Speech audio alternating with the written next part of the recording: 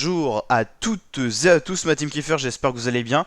Aujourd'hui pour cette nouvelle vidéo, on se retrouve pour le résumé complet de l'étape 13 de la Vuelta 2022, le Tour d'Espagne, qui relie aujourd'hui la ville de Ronda à la ville de Montilla, étape de plaine donc au programme, un profil prévu pour les purs sprinters, c'est ce qu'on avait pu évoquer dans la vidéo présentation complète de l'étape 13 qui était disponible sur la chaîne YouTube. Donc c'est parti sans plus tarder pour ce résumé.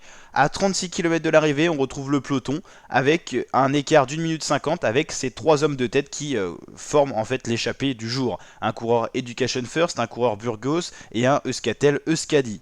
Donc trois coureurs pour former un trio à l'avant du peloton qui roule pas forcément très vite encore à 30 km de l'arrivée, mais l'écart se réduit plutôt pas mal. On sent que les trois coureurs à l'avant sont quand même assez épuisés.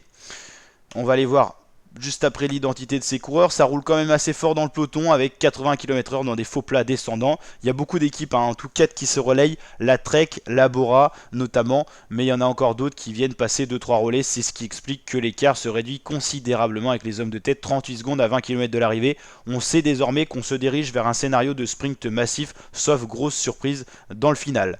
Voilà, les coureurs de l'échappée, on a Van Denberg pour la Education First, on a l'espagnol Okamika pour la formation Burgos, et Bou qu'on a déjà vu à l'avant pour la Euskaltel Euskadi, le maillot orange qu'on peut voir ici de cette formation. On a le sprint intermédiaire à 14 km de l'arrivée, c'est Bou qui va aller prendre les points et donc je crois qu'il y a une petite prime aussi d'attribuer. Plus que 12 secondes d'avance pour les échappés qui se font reprendre dans les 9 derniers kilomètres de cette étape. Un peloton rassemblé, un peloton qui roule pas super vite non plus. On voit les équipes de leaders qui se replacent aussi à l'avance, qu'il y a des faux plats montants, donc on veut quand même être bien placé au top. C'est le cas de la Jumbo Visma, c'est le cas de Renko qui se met dans le train de la Ineos de temps en temps. La Ineos qui était la formation la mieux représentée notamment à ce moment-là. On place Rodriguez le leader, mais également Evenepoel en profite pour se placer également. Là on commence à revoir ressurgir les équipes de sprinters qui commencent à se préparer pour le sprint massif annoncé. Movistar qui roule un coup, la Alpecin très bien formée, 3 coureurs devant Tim Merlier avec son champion de Belgique qui devrait faire le sprint. On a Molano et également Pascal Ackermann pour la UAE et pour le sprint. Brian Cocard qui est placé par Chimolai. Donc on commence à voir les sprinters apparaître à l'avant du peloton.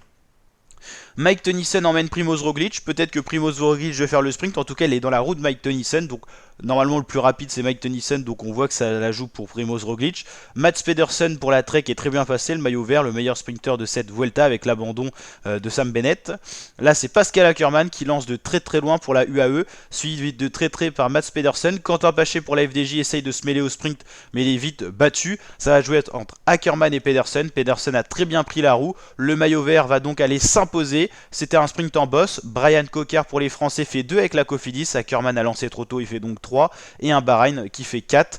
Mats Pedersen qui s'impose pour la première fois sur la Vuelta. Et ça lui fait une victoire cette saison sur le Tour de France et une sur la Vuelta. Une saison plutôt bien réussie pour le maillot vert qui conforte également ce maillot de meilleur sprinter. Victoire pour la Trek Segafredo et le numéro 167, c'est-à-dire Mats Pedersen. Le classement de l'étape, le Danois Mats Pedersen remporte donc l'étape devant le Français Brian Cocard. Pascal Ackermann fait 3. Fred Wright, c'est le Britannique de la Bahreïn qui fait 4. Van Poppel pour la Bora fait 5. Quentin Paché fait quand même 6. Jesus Esquerra Muela fait 7. Maxime Van Driel 8ème. Roglic 9ème. Et Urco Berade Fernandez pour l'équipe Kern Pharma qui fait 10 avec le doublé avec Fernandez pour l'équipe Pharma. C'est plutôt pas mal.